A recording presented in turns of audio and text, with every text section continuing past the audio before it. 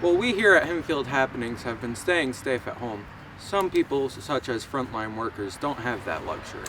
I work for a local hospital and I am contracted out to perform phlebotomy lab services and outside retirement communities and extended living facilities.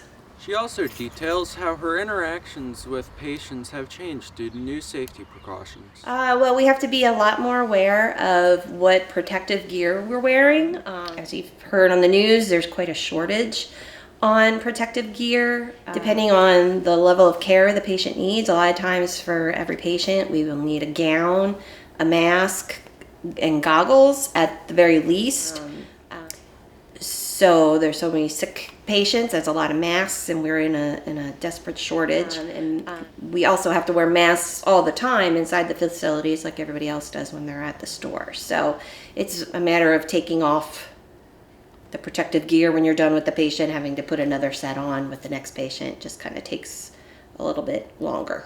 However, even with these safety precautions, some shortcomings are difficult to work around. Well, instead of wearing a mask and going in and taking care of our patient and then throwing that mask away, we are basically having to wear the same mask for an entire shift and then put it in a bag, and then the next day wear that same mask again. Now, if we go into a room of a COVID positive patient or someone suspected of having it, that mask we wear has to get thrown out before we can go on to our next patient. According to the New York Times, 1/3 of all COVID-related deaths have occurred in nursing homes. Jen explains how her feelings about coronavirus has changed over time.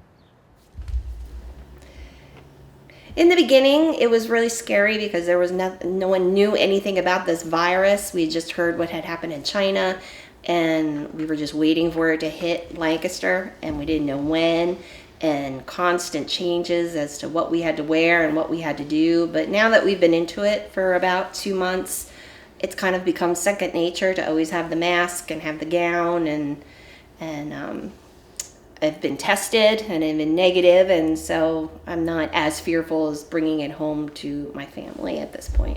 As you can see, being a healthcare worker has changed a lot in the last 2 months, so be sure to thank them. For Hempfield Happenings, I'm Ben Weaver.